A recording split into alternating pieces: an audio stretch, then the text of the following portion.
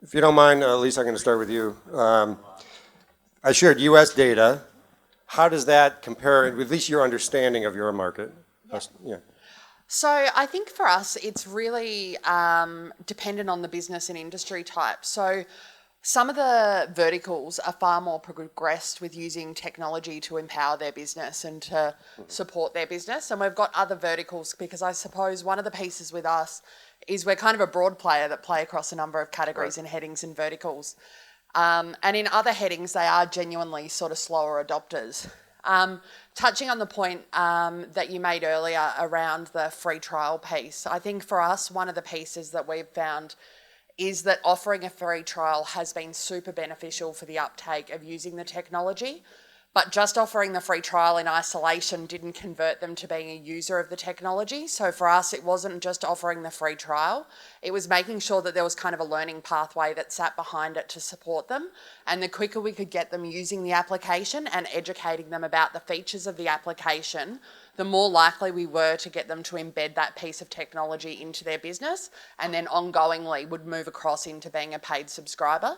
And I think that for a business for us took us a little while to figure out how to kind of move the treadmill from just offering something for nothing, for free, but then you potentially had a whole heap of people. That's a bad model, just without getting them used to using it. Correct. Yeah. So I think we've been using webinars and events and sort of education pieces and service consultants to support that education pathway and actually get them using the capability straight away so that at the end of it, their business would be lost without it. Just to back up a little, could you kind of explain what software you are selling? Yeah, so the piece I'm talking about at the moment is almost a CRM capability for small business, but it has bookings, it has quoting, it has invoicing, it has payment gateways. So it's got a number of kind of capabilities that exist in it. And I think in isolation, a small business was kind of overwhelmed by all of the capability. If they were used to being a tradie operating with a diary and a pen and paper and kind of quite old school, it was kind of an ongoing education piece where it was kind step by step, feature at a time, and get them using it and loving it and then kind of introduce the next piece. So follow up to what you just said. Earlier, one of the gentlemen said that only a couple of the actual applications that you were selling were actually being used by customers. Have you found that to be the case for your salespeople as well as they go out and sell this multiple platform product, that only 2 or 3 products initially are used and then they're added as time goes on, the salesperson educates the customer for future use of those other? So I think one of the things that we found was that on average in Australia, a small business has 16 SaaS applications that they're signed up to or part of. It doesn't mean that they're using all 16 Or no, they even signed up for all 16. Correct. So there's a significant... Dirty little secret about the SaaS world. And so I think that's the challenge, is to really make sure that you have a product that they're going to love and use and kind of embed into their business. And without that support, their business would be lost. But if you rely on the rep, the education was like... That was also a lesson we learned very quickly. So you don't. You use service channel. No, so we realised really quickly that it was over and above the capability of a rep, that we needed to have almost a support crew there, whether it be a support crew from a marketing perspective that were building out kind of EDM journeys and videos and FAQ guides, to having sort of a support service team who were there to really educate them and hold their hand and help them in the setup process and really get them using those capabilities. No, I know. Hey, Fabian, I'm curious, just from a Singapore perspective, how this landscape looks. Does it look the same as what I described, or is it very different? Okay, so I speak for Singapore, Malaysia, Southeast Asia in general. To be honest, we are like 5 years behind Australia. So, I mean, seriously, right? Even the top of vertical companies who revenues are 10 million, 20 million, can I just shock you by telling you they don't even have CRM? I mean, they don't have... Well, they have Excel. Well, yeah, that's right. A precursor to CRM. MailChimp would be pretty complicating for them already, right? So don't talk about Confusionsoft and things like that. I mean, sorry, Infusionsoft, Keep. Yeah, so, but I was very encouraged by your stats, because that's why I'm budding up with Vendasta, the world's best all-in-one platform for small business. I mean, I'm serious, right? We have a few challenges here. Number one, I think we know that consumers today are multi-device, multi-channel. So talk about the learning curve from the rep perspective. In Singapore, for example, I just did presentation on customer journey. No one knew what a customer journey is. No one knows what persona development is. I'm like Einstein to them. Seriously, right? So I just come here, learn all these things from all these smart people, and go back and just regurgitate. And now I'm like the local hero. I'm like the That's a great endorsement I'm for like this Steve event. Jobs. That's why I come here all the time to steal content, right? You know what I'm saying? Why not? Yeah. So but seriously, the companies are so far behind because they've been focusing on operational efficiency, logistics, and everything else, but marketing. But that's not a bad thing for them to be focused on. It's a great thing. It's a great thing for guys like myself, and But again, my point is that at this point in time, 2020, if you are totally new, it is going to be so overwhelming for you to even understand search, yet alone cross-channel, cross-pixels, and things like that, right? So the question is really, how do these companies get started because they're so far behind already in the whole journey? And my perspective is that the only way I think I can do this is to train students and have a very efficient platform like Vendasta. Sorry for plugging because it's paying me, Okay. Brendan paying you, really? Not No, joking. I don't think so. Partnership. It's not a in his partnership. DNA. Yeah, that's right. Oh, you mean it's cheap? Okay. Let me ask you another way. If a business is forming in anywhere of any of the markets you're familiar with today, what's the toolkit that they assemble to start that small business? Okay, so here's the truth, right? Most of these small businesses use agencies, but I always say that companies like to scam agencies and agencies scam companies back. Because it's all about how much you're paying them, isn't it? If you're paying them a sub $1,000, what are you going to expect in return? If you're going to pay them $2,000, are you expecting a multi-channel, journey or whatever? It's not going to happen as well. So what I'm saying is that the sophistication that local businesses in this part of the world adopt depends on the agency they work with. And most agencies are still very far behind. They are mainly single channel kind of agencies. So, they could be search, but you will wing it anyway if the clients wants Facebook ads. Okay. So they fake it till they make it, as we would say? Fake it till you make it kind of stuff, yes. Yeah, okay. Yeah. So Brendan, I mentioned the whole all-in-one thing, which is, central to your, and I mentioned the vertical first. What's your take on that? I mean, Well, I think I was thinking about that when you were talking about verticals are doing better, and we have the luxury of not just being in the advertising and media company space, so we're in other spaces. And what's really happening from a top level is that everything's moving to SaaS, so everyone knows that. Enterprise moved faster, but SMB's now moving 3 times faster because there's more room there, and it's bigger. The problem is that small businesses, you guys all alluded to it, they're buying stuff they don't even know they have, they lose passwords, they don't know what to do, they can't use these things. They don't have like an enterprise, they don't have an IT department? An IT An department administrator. to do an RFP and then choose the right thing and then roll it out and make sure it works. And so, they're only spending, a small amount of their time doing what it is they do. So it's really about, trust is really what it comes down to. So if you're a small business and you have an accounting problem, you turn to an accountant. Now you might, I saw your stat about buying the accounting software. Sure, they buy it from QuickBooks, but that doesn't cut the accountant out of the equation. No, actually a lot of people buy QuickBooks through an account. Yeah, that's exactly right. And so I think, what we're seeing is that trust becomes important. And what happens is it's not just a product, it's not just a service, it can be other people. So you're building like a vertically integrated stack. So if you want to sell to, I always use the Forrester example, the ambulatory clinics in Upper New Hampshire or something like that. In one small geographic area somewhere, in one small vertical, you might need to bring in other people. You might bring in the people, not just products and services, but you build that stack.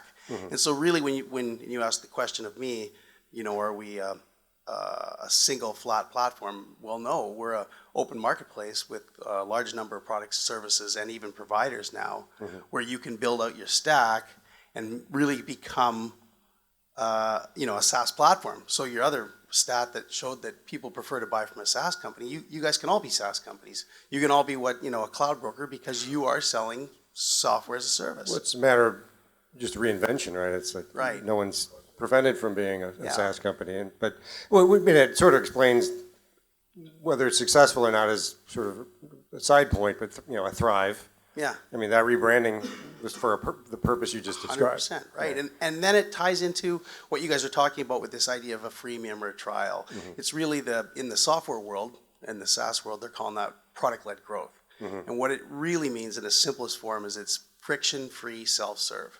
Right. So that means that you can, I'm not going to buy I'm the kind of buyer, I have to try Slack before I even bought it. I'm probably, and we get... I've been a free user and probably always will be a free user. So. And we get comments all the time that says, oh, thank God, I could finally try a product before I had to buy it, and I can try these things and see if it fits, and then move on from there. So I think the whole, that's just a reality. It doesn't matter what vertical you're in. Well, they're being trained by other stuff to expect a freemium or a... Once you have that experience, you're not going back. You're not going to go sign up for something, pay money, and then... If I had to phone an airlines to see, or a travel agent to find out what the flights were, I'd go crazy, right? You don't do that. It takes more time to do that than just to do it yourself. Well, this is where the research kind of intersects with what you talk about, which is this sort of consumer experience is kind of driving all of this ultimately. It's how we buy as a consumer, how we experience life as a consumer, is redefining how businesses are engaging with other businesses. And, as I said earlier, it was B2C, B2B, it doesn't matter. Those things are really paramount to the consumer journey today. Right, and it isn't just the buying, it's afterwards. Now, when you buy a website, I want to know that I'm the one they're waiting for content from. I want to know that there's a lot of constituents. There's your digital agent that's building the site. There's the salesperson that the guy's phoning, and if you don't get rid of all that communication overhead and provide that to the small business, they're going to be frustrated with the experience and go somewhere else. Yep, they'll turn it off instantly. Yeah. So back to you, Brendan. Is this notion of I think we made reference to that there's maybe 100 solutions in a solution or a suite. Yeah. Maybe 3 are being used. Is it a problem that only 3 are being used necessarily? I know we've talked about this. It's really up to the well, we'll call them cloud brokers. They don't call themselves that. Maybe it's the accountant or the lawyer or the media company to provide the right solution to their customer that makes sense, right? So it's their responsibility. When I'm talking to Fabian, he says, you know what, I want Active Campaign.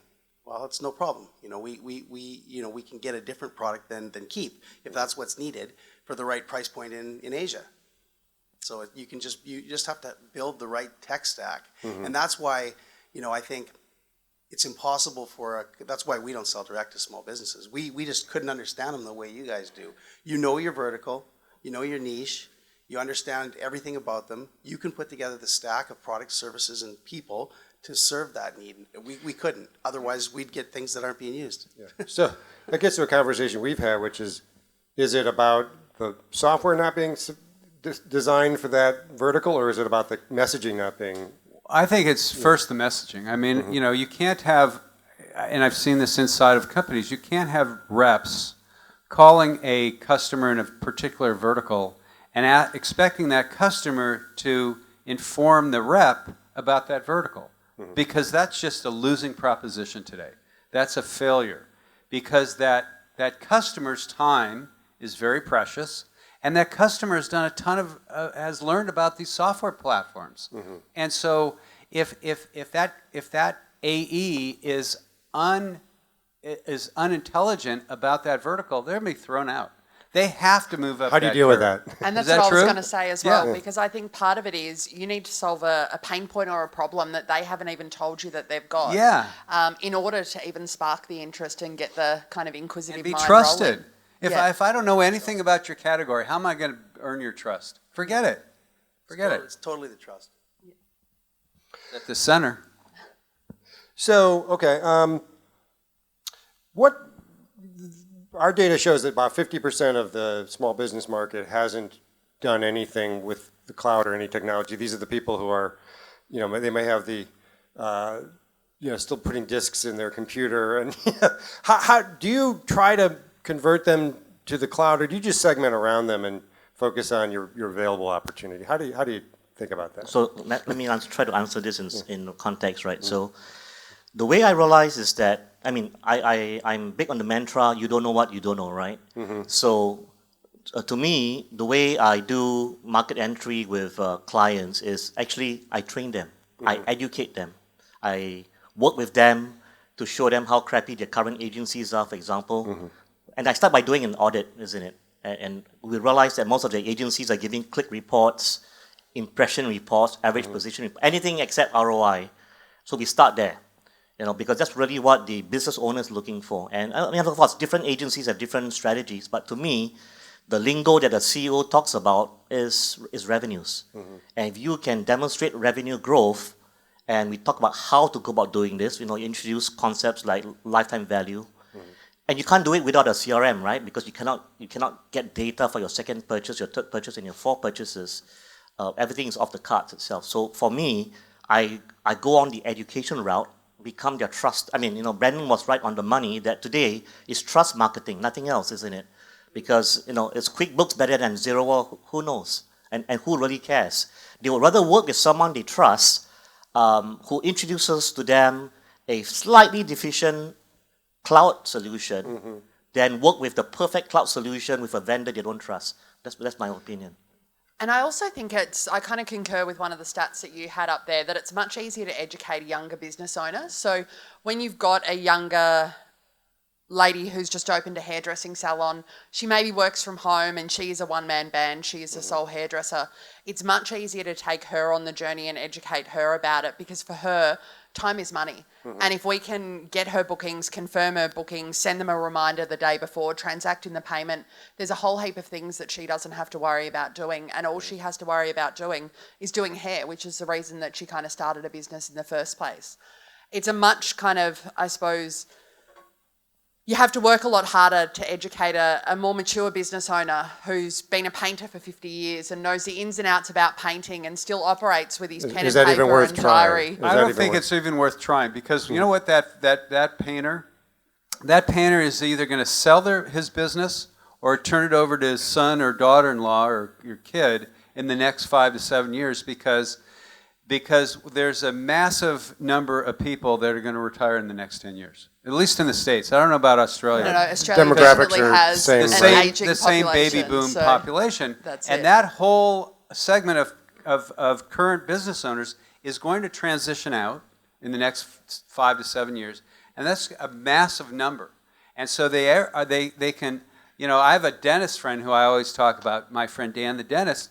He's upgrading his business. I've heard about Dan the dentist for until about he's 10 going years. But Dan is representative of that, because he is doing minor upgrades to his technology so that his employees who are younger feel connected to a forward-leaning business, and so when he sells it, he's going to get a higher price. If you try and sell a business in 5 years that has nothing, you're going to be able to get nothing. Which was kind of what I was going to say as well, because Dan the dentist is future-proofing his business and setting himself up for when he does retire. Well, then there's your message to the older. No, it is the message. Yeah. It's still a difficult transition to make versus the younger demographic. Yeah. I hate to beat the dead drum on the trust, though. That's what it comes back to. And Fabian talked about the ROI.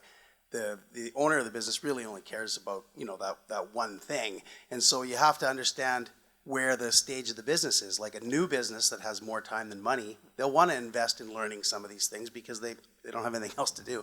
Whereas a business that's actually a real business has more money than time, they're going to want someone to do stuff for them. If they're going to fix their listings, they don't want to know anything about it. Make those listings correct.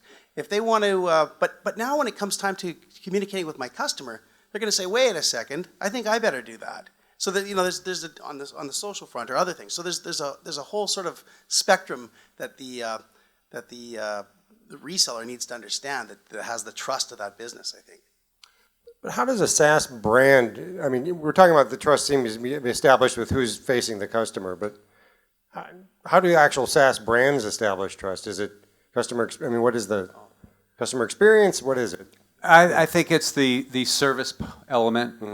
I've worked extensively helping a company in the U.S. called Broadly, and they're in the review platform business, and they put so much emphasis on the customer success team that I've sort of suggested to them kiddingly they should just fire all their salespeople, get people to buy it, on a freemium basis, and then really ramp up the customer success team, because that's the piece that drives the trust. And I'm wondering when you But ask I may that- be crazy. No, about I that. don't think I so. was going to say it's exactly the same in our organisation. So I think from a technology perspective, it's probably the product that the sales guys struggled to sell the most.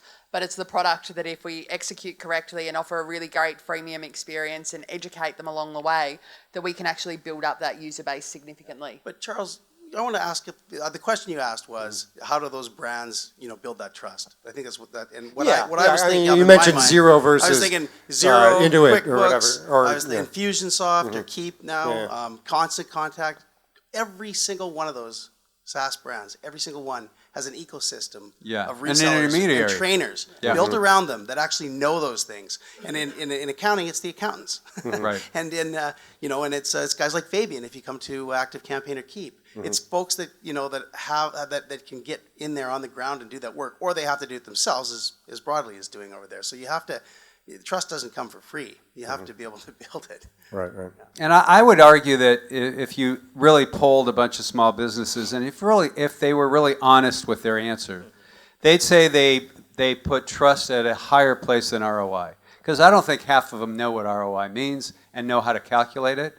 But I think they spend money on trust, and that's how that's like the baker. I know that if I have a bad experience, they're going to send me a gift card, right? So I trust that baker. I spend way more. And do they do some ROI calculation? I don't know. But they've built that trust, and they demand a higher price, and they earn a better margin because of that. And as Fabian said, speaking for you, the way you build the trust is with education. And that's one of the most powerful ways to build trust that there is. So, our data shows that saving time, efficiency was the driver of adopting the cloud. But I've had conversations with a number of actual sellers who say, yeah, I know that, that's what they say, but I've never been able to sell on efficiency and time savings. I sell on ROI. Is that your experience? I mean, I'd love to hear feedback on I think in that. the longer run, I think even through the education piece, I don't think time in isolation is the reason that they sign up for something. I don't think they realise the value of time until they've saved that time and they have it in their It's one of the pocket. disconnects here. The same thing with the all-in-one. Everyone says they want it, but no one's buying it. Yeah. Actually, let me give you a spoiler, right? So, a lot of the reasons why small businesses don't take up cloud is because they don't have the capability in the in-house marketing team to actually use it. Yeah, exactly, right? So, goes back to capability and competency. A lot of the other thing I want to mention is that no one really talks about the medium business who's doing like 10 million a year, who's spending a lot of money on Yellow Pages newspaper, and are targeting consumers. These are the greatest companies to shift over to digital, but they know nothing about digital. And to me, that is the greatest segment that I'm working with, because they have, if they can afford to They have resources. yeah, they have resources, they have budgets. So the way we sell them is to say, look here, I can prove to you that if you spend 250,000 with me on Taboola, I would plug, I would give you higher measurable ROI. So ROI is still important, because they say, I don't care what you do, just give me more money, I will shift, no problem. It's kind of how I thought it would be. Anyone from the audience want to jump in with a question? So we're bumping up. We got one more out here. You can just. Oh, we got a mic nearby. Give it to him. Otherwise, just shout it out. Does this work? Yeah, it's Okay, a little great. odd, but yeah. I can put a little Go ahead. wire. I've been fascinated by this whole conversation around SaaS. And of course, it sounds like the biggest challenges you have are twofold. First of all, developing trust with the actual small business person, particularly so from your sales rep to the small business, and then educating them. I love what you said, Elise, about the fact that your successful method has been to educate and make sure that you had an experience for the customer all the way through as they use these different products. So what else have you done to overcome these two big problems, especially for a sales team that's out trying to sell these products? And that's a difficult question, but I just thought I'd put it out there. It is a really difficult question, because I think typical salespeople are your kind of gung-ho salespeople, and moving into something that is a I suppose, a longer burn conversation that is a really genuinely educational piece. And I think even some of the hurdles that we've had to overcome as a business is you can't teach them all and you can't teach them everything up front because you're going to overwhelm them and they're not going to use it.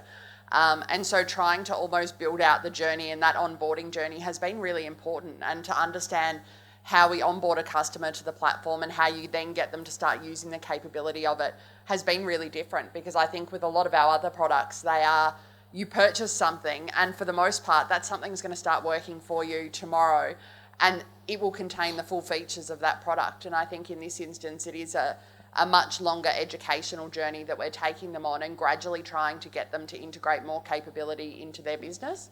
But I think it becomes an easier process as you go along the journey, because once you have kind of built that trust with a customer and you've got that rapport with them, and once you start getting them using it, it's a much easier journey to continue to get them to use different capability. But you got to start that onboard really quickly after they say yes. You got to do it like within 24 hours. I was going to say even less. So one of the things that we almost picked up was, and it was kind of a flaw on us, was we were leaving it too long to even start talking to them. Well, that's actually to preview a little bit of the conversation this afternoon. One of the things, we did a survey of app developers, essentially product people, and asked, so what is the engagement cycle, the time in which you need to get some sort of hook in with the customer before the risk of churning off is elevated? 7 minutes. Well, the answers were all over the place in terms of like from 5 minutes to a year, but anecdotally we increasingly hear 24 hours, a few days tops, where something, at least they have to enter some data or and they have to do something. I think technology's almost brought people to that point, because if you look at the likes of Netflix or you sign up for something and you get it straight away, people don't have an appetite to sign up for something. They want to start seeing value, even if it's small. I don't know. Consumer experience that is now being forced on businesses. I bet Netflix has a stat about if somebody doesn't watch a movie within a certain amount of time, they're going to cancel that thing more at a But it's the rate of perfect X. freemium experience. I signed up for Netflix for a free trial, and years later I've still got my free trial. I then signed up for Stan for a free trial to watch a TV show, and I've still got Stan running too. And so I think all of those things, it's almost the hook that grabs you, but you're starting using it straight away. Right.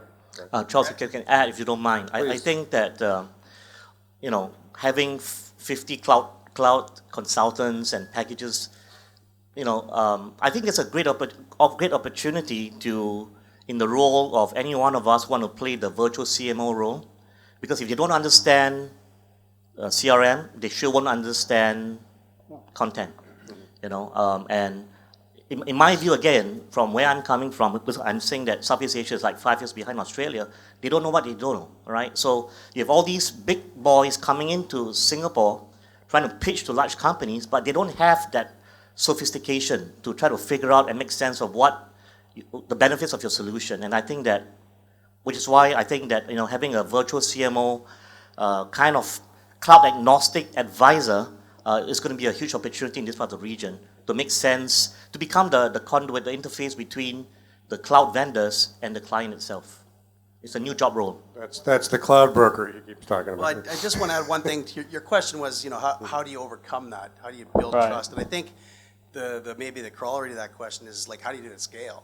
Because going in and spending all that time with individual customers might not work out, right? And that's where software as a service, with what this idea of product-led growth, for the price of a Vendasta subscription, you can give all of your customers something for free. So you provide value to them first before you ever ask for any money, and that you build trust, because now it's like, these guys give me some good value, rather than sending them marketing emails that they see as spam. You're saying, hey, here's a new review, or here's a listing you got a wrong phone number on, or here's somebody that's posted something on your Facebook page, you should respond to that, or here's how to do it. That kind of, if you can give them that kind of information for free, you build a lot of trust, and you build it at scale, and so that you can capitalize on that. I think there's another thing about trust that people often forget, and that is that I was asked this question at a Yellow Page leadership event many years back. No, many years back. I once did it in your markets, but hold. What's that? Yes. So the CEO says, so Neal, what does trust really mean? I said, it means that a rep goes out and says to a customer, print Yellow Pages is not right for you. And that's how you build, where you can say, I'm not going to sell you this because you don't need it. That's how you start to really build trust. That's like how a mechanic builds trust, is if you bring your car to them and they say there's nothing wrong with it. Right. I mean, that's the transparency thing that I was talking about earlier. You got to be straight up because businesses are way smarter. Certainly the newer businesses, they're a lot smarter than they used to be. And if you try and pull stuff over their, pull the wool over the, what is the saying? Pull the wool over the sheep's, their eyes. You're going to fail. There's only one place to pull the wool over. Yeah, you're going to fail. And so, you've got to be explicit. You got to be transparent. I mean, that's a major key to trust. Okay, I think we'll probably end it there unless there's a last question. Somebody wants to jump in. I think there's probably some hungry people in the crowd. We're going to move into lunch now. Didn't we just eat? Well, we're going to keep eating. Oh, we're going to keep eating. Yeah. That's one of the great things about this event. You just There's eat more for food. like And we're 12 going up, hours we're going up constantly. to the Mad Cow. And I think we're going to start now and then come back at 2:15. Is that right? Okay, great. Thanks to the panel. And we have more on this subject yet to come. And thanks.